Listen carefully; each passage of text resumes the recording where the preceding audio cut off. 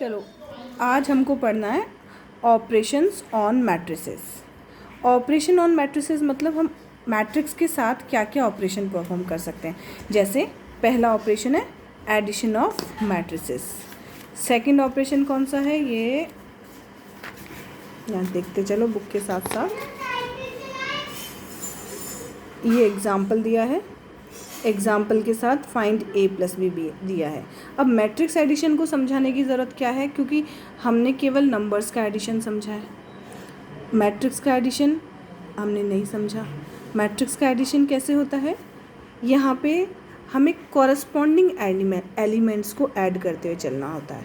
जैसे हम चाहें तो जैसे 2 को इधर इस मैट्रिक्स में ऐड करना है, तो कोई बच्चा क्या मिस्टेक कर सकता है, 2 को इस 2 में भी ऐड कर दिया, इस √5 में भी ऐड कर दिया, 1 में भी ऐड कर दिया, सब में 2 को ऐड कर दो।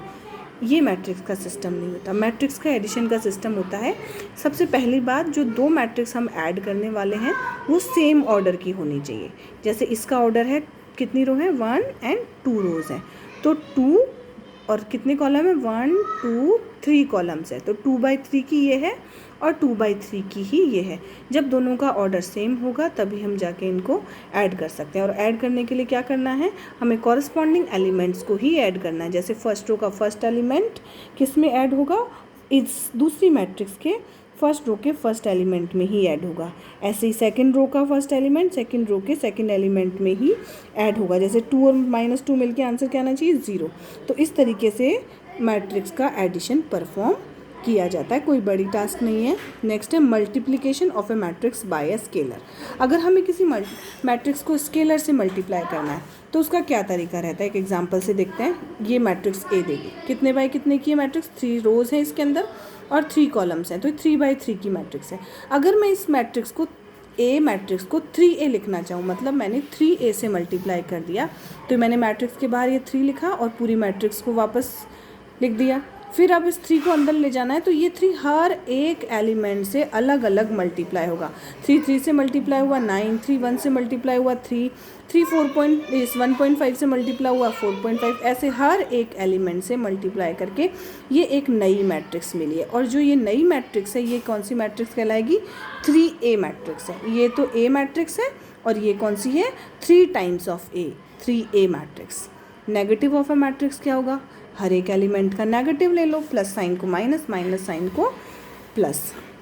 जैसे अब ये सिंपल सा एक एग्जांपल है जिसमें हमें 2a - b फाइंड आउट करना है। 2 मैट्रिक्स है, सेम ऑर्डर की है, तभी इनके बीच में ऑपरेशन परफॉर्म हो सकते हैं। हमने 2a बना लिया, 2 लिखा और ये a मैट्रिक्स लिख दी, गिवन है जो ये की यहाँ लिख दी, माइनस ये b लिख लिया।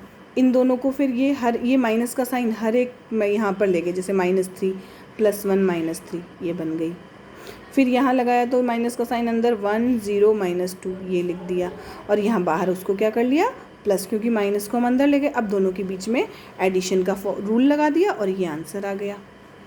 ठीक है। Properties of matrix addition. Properties पढ़ने की क्यों ज़रूरत पड़ती है, कभी कभी क्या होता है कि कई ऑपरेशन ऐसे होते हैं जिनमें ये जो इस प्रॉपर्टी को होल्ड नहीं करते। जैसे अगर हम बोलें कि पहला operation commutative law. Commutative law का मतलब होता है अगर हम a मैट्रिक्स में b मैट्रिक्स को ऐड करें, चाहे b मैट्रिक्स में a मैट्रिक्स को ऐड करें, दोनों का आंसर सेम ही आएगा। ये लॉ होता है हमारा commutative law.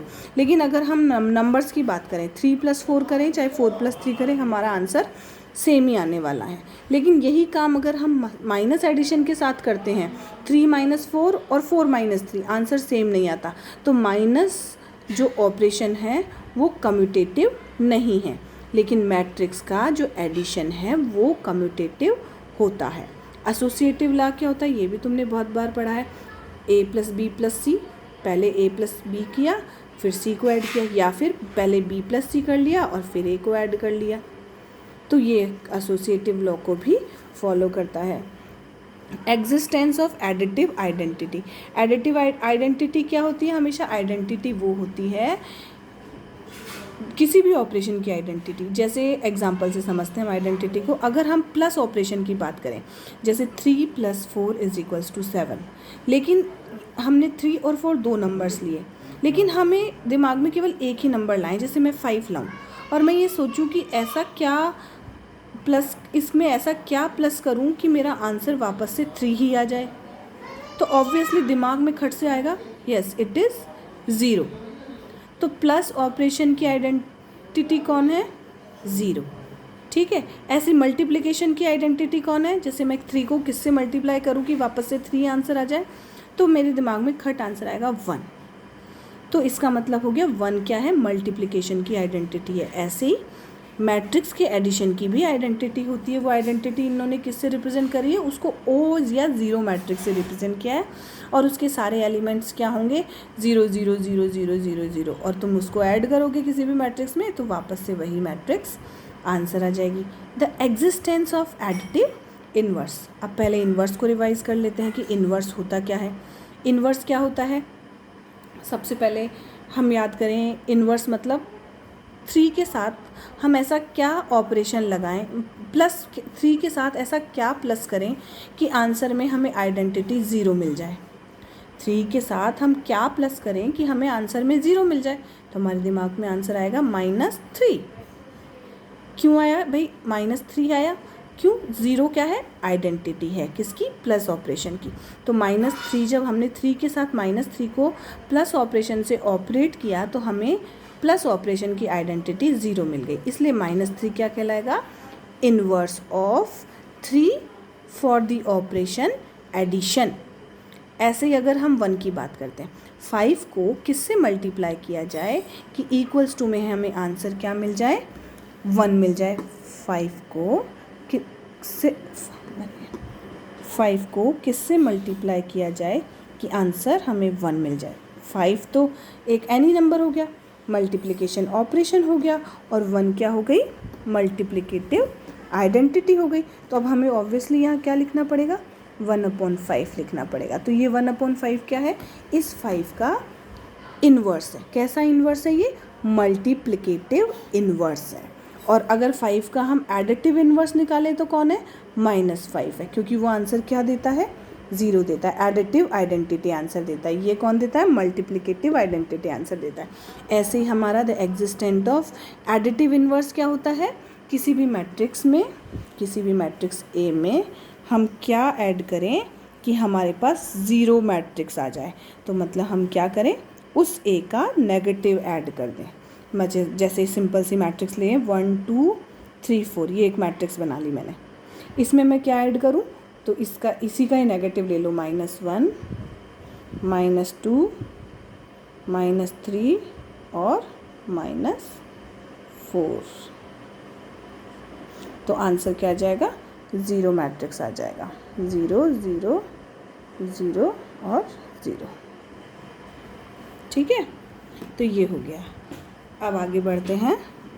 Properties of scalar multiplication of a matrix. इसी में समझते जाओ बुक में। जैसे एक मैट्रिक्स है कोई और दूसरी मैट्रिक्स भी है, उन दोनों का हमने एडिशन लिया है, और एडिशन के बाद अगर हमें उसको किसी के से मल्टीप्लाई करना है, के मतलब कोई भी नंबर 3 4 5 6 किसी से भी मल्टीप्लाई करना है, तो आंसर क्या आएगा? KA।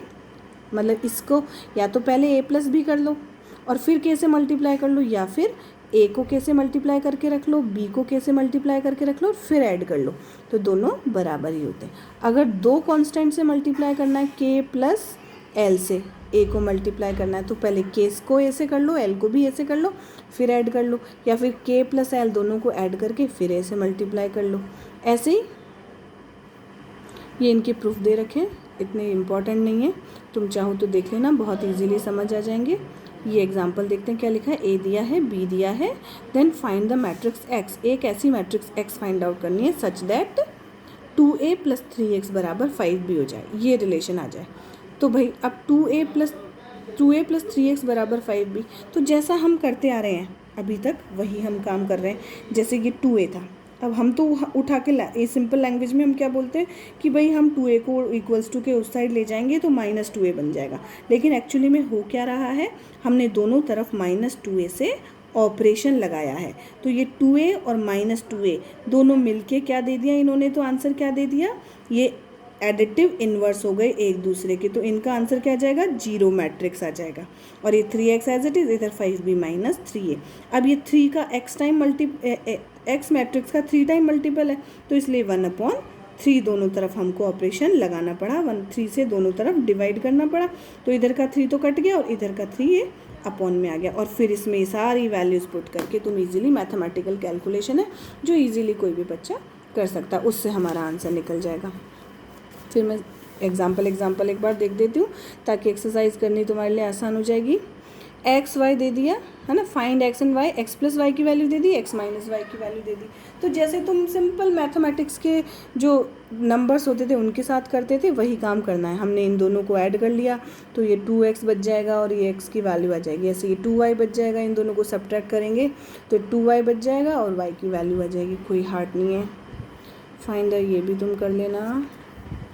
ये एग्ज़ाम्पल ईजी है, ये एग्ज़ाम्पल भी ईजी है। आगे बढ़ते हैं।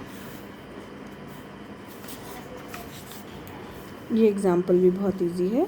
नेक्स्ट है मल्टीप्लिकेशन ऑफ मैट्रिक्स। ये बहुत ही इंपॉर्टेंट चीज़ है, बहुत ही ज़्यादा भी है और थोड़े से इसमें कंफ्यूज भी हो जाते हैं, तो इसको मैं एक एग्ज़ाम्पल के थ्रू समझाऊंगी। तो मैट्रिक्स मल्टीप्लिकेशन बचा, मल्टीप्लिकेशन की प्रॉपर्टीज़ हैं और फिर ये हमारे एग्जाम्पल्स आए, फिर एक्सरसाइज आएगी।